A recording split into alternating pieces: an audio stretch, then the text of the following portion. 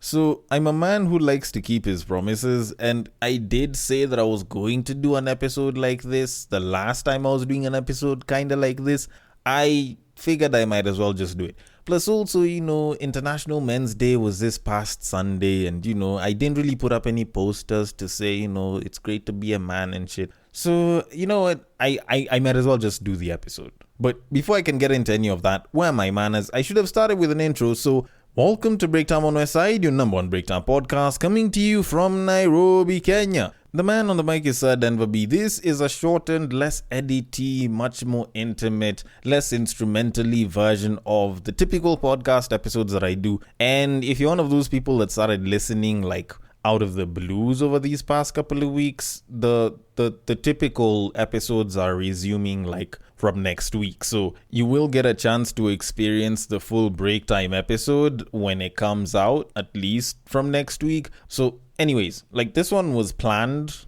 because I did the episode where I spoke about when it sucks to be a man. And, it's not all bad being a man. I said that towards the end of that episode. And considering that a lot of times guys usually talk about how shitty their lives are, or how it's hard being a man, or how being a man is a challenge, or being a man involves suffering. Like, I feel like I've gotten to a point where I need to talk about the times when it's great being a guy. Like when you enjoy being a human on this planet that came with a penis. Not unless if you're transgender, which is a different story for a different time, if I ever get to talk about it. Because, like, there's the sufferings that we go through as guys. And the ones that I was even talking about felt very surface level. There's stuff like the burden and the weight of being the primary breadwinner in a family. There's other things like, dealing with circumcision. There's a whole range of things that can pretty much make it very sucky to be a guy. But there's also quite a range of things that actually make it pretty great to be a guy. And there's actually quite a number of them.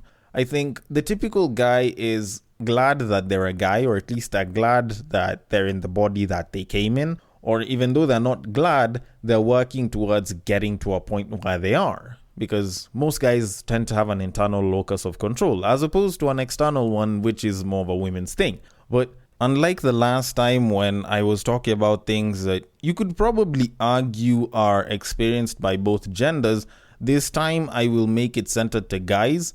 I will try to not make it as niche as possible. So it's something that you as a guy, if you were born with a penis, if you're a man, can probably experience it or have probably experienced it.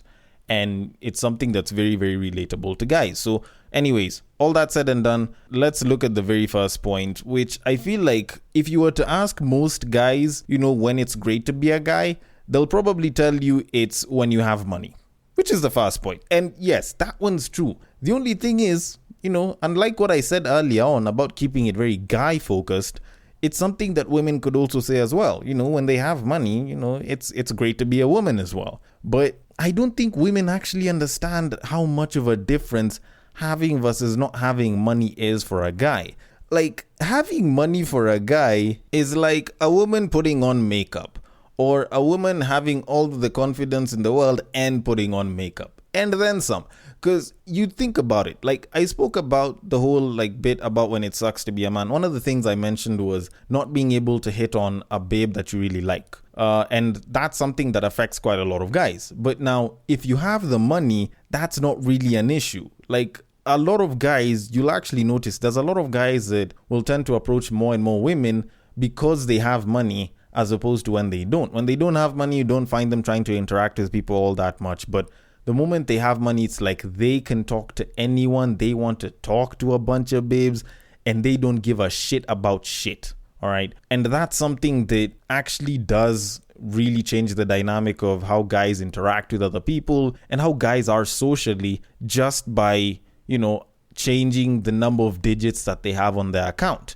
Now, by all means, this doesn't mean that, you have to be a millionaire to get this. You just have to feel like you have a surplus of income, or you have a surplus in terms of money in your account or in your pocket at any given time. The moment you feel like you have money is like, it just changes your perspective as a guy, because if it's a babe that wants you to pay bills, you don't care. Or at least some probably won't. If it's talking to a certain woman a certain way, a lot more guys will be more confident to do it based on how much money they have, because they can afford to get the booze that can give them the liquid courage. And even though you were to call that a bad thing and say that it won't really give them liquid courage per se, or they probably don't use that, for the most part, I feel like if a guy has money, it's a lot easier to work on that confidence as opposed to when they don't. Then the other time when it's great to be a guy, and this one is probably very debatable, as lighthearted as it is when you're having sex. Like, when you're having sex, it's absolutely amazing being a guy. Now, don't get me wrong. Like, the debatable part about it is women will actually feel more intense pleasure. Like, that one is like straight scientific fact. They have more nerve endings at the entrance to the vagina, more so the clit, than we have on the head of our penis. Actually, about double, if not possibly more. So they probably will feel close to, if not possibly double the pleasure. And you can say it's great to be a woman because you get to feel more pleasure than a guy when you guys have great sex. But the thing is, that only works when it's great sex. If it's substandard sex, like, those nerve endings still don't help all that much, because if the guy doesn't put in the kind of work that will make you love the sex, and he doesn't do it the way you want to do it so that you like the sex, then you won't like the sex. For guys, on the other hand, most of us are usually just looking to nut. So first of all, our goals are probably a lot easier to attain than for women, who'll probably want you to go find the clit, blah blah. But for the most part, you're supposed to nut as a guy. And for the most part, you can control when you get to nut, in that you can control the speed, you can control the frequency of how you lay the pipe, you can pretty much control how hard you get to thrust. As in, you can do all of that and get yourself to nut at will. Like, with a shorty, if she is having sex, at least for most women, or unless if you've, done some sort of training by, examples like Maurice Madeka, like, you don't really get to control your nut, so your nut is pretty much at the mercy of the guy who's giving it to you. So if the guy doesn't do a good job, you don't get to nut. But with guys, the mercy of how we get to nut or when we get to nut is mostly within our hands. Fine, shorty can throw it back and help it come out a little bit faster, or, some position versus the other, but when it comes to full on doing the work, like, shorty can practically stay in one position and not move, or at least can pretty much just get into position and not do any of the work, like throwing it back or trying to participate a lot more, and you'll still get yourself to nut. A dude tries that shit, there's a lot of women that are not getting orgasms. And yes, I know there's a bunch of women who are gonna be like, but women don't get orgasms anyways. Still, even though you are getting orgasms or not, like, you'd be assured that you're not getting your orgasm. A guy will pretty much go put in the work. Whether you want to participate or not, his nut is probably going to come. No pun intended. Meaning that you're going to have to get a guy who's actually good in bed. And that actually leads me on to the next point, which is when you have accredited sex game by multiple women. Or in other words, when a lot of women say that you're good in bed. As a guy, that's a massive plus. And I know there's someone who's going to come out and be like, why are you sexualizing this so much, blah, blah. But let's be very honest. Like, ever since porn pretty much became a part of our lives and, life out here intertwined with porn, like, having a big dick, having good sex game has been something that men have prided themselves with. Women don't pride themselves with that all that much, but men have almost always been priding themselves with it for the past couple of years, if not even decades.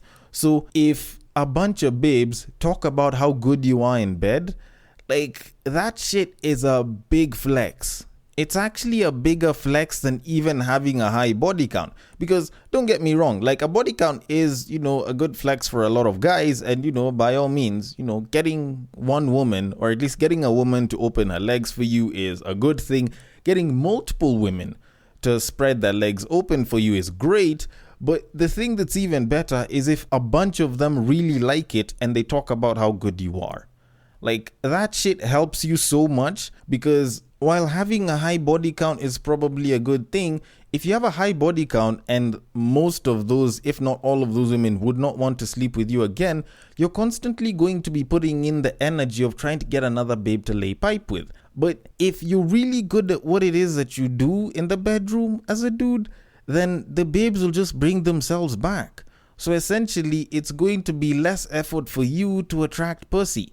So at the end of the day, you're just gonna have access to pussy a lot easier than the guy who supposedly has a high body count because he can get a babe to spread her legs. Because at the end of the day, even when you look at it from a business perspective, it's a lot better to keep an existing customer than to look for a new one. But anyways, all that said and done, I do feel like I have spoken quite a bit about sex, so I will sort of deviate away from the sex but not away from the dick and move to the next point where I say, it's great to be a man when you pee. Like, this sounds like something that's extremely mundane, and this is something that most guys look at and they're like, there's nothing really to it. But women will probably resonate with this point a lot more than men will, because men have been born with dicks and they've had dicks all their lives. Like, trust me, if you think about it as a guy, the freedom to just take a pee whenever you want, when you're walking down the road and you just feel pressed, is a different kind of feel. Like, there's a ton of babes that would love this feeling of, whenever they just feel like peeing, they can just, just drop down and just start doing it. But no, they have a process to it. They will have to find an establishment which has a bathroom so that they can go, and hopefully it'll be clean enough so that when they pee, it's not really a problem. And, hopefully there'll be a toilet seat there so that they don't suffer from hygiene issues. If you're a dude, you can literally just go anywhere, and provided that privacy isn't your biggest concern and it's a place where your dick isn't out there for everyone to see, you can practically just whip your dick out and pee. Like, a lot of the times whenever you see those street interviewers busy talking to women and they're like, if you woke up tomorrow and you had a dick, what's the first thing that you do with it? A lot of those women usually tend to say pee. If they were told, that they're gonna have a dick tomorrow morning and they're asked the first thing that they do with it, they usually talk about peeing. Because deep down, a lot of women actually wish they had the same kind of freedom that having a dick would give them, so that they wouldn't have to wait so that they can get to a place and take a pee during a road trip, or they don't have to go out there and look for a bush.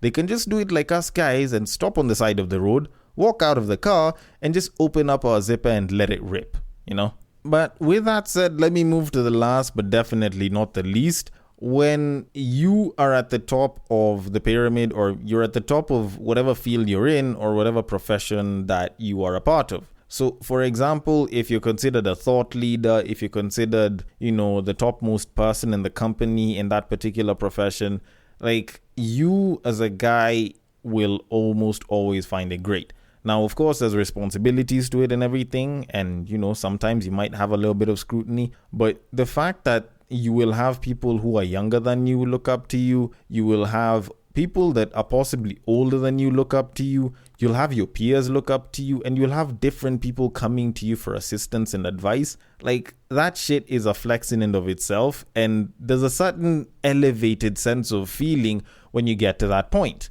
And most times people will think that this is just stuff that affects people in one particular industry or one particular profession. But no, this is something that affects different people, and you can attract the attention of not just the same sex, but also the opposite sex, which some people might be sitting thinking, how the hell does that help? It makes the whole task of you having possible relationships with them a lot easier. Because at the end of the day, women usually like a man that's desired by other people.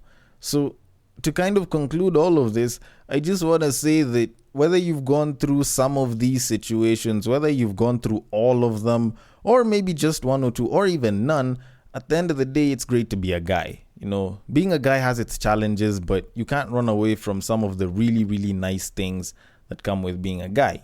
Stuff like having a dick. All in all, what I'm trying to say is, in as much as it might suck sometimes being a guy, there's definitely good times, and if you're going through some sad times, know that there are good times ahead. And whatever it is that you're going through, you're not alone in it. And even though you might feel like you're alone, there's always someone who's willing to listen and or help.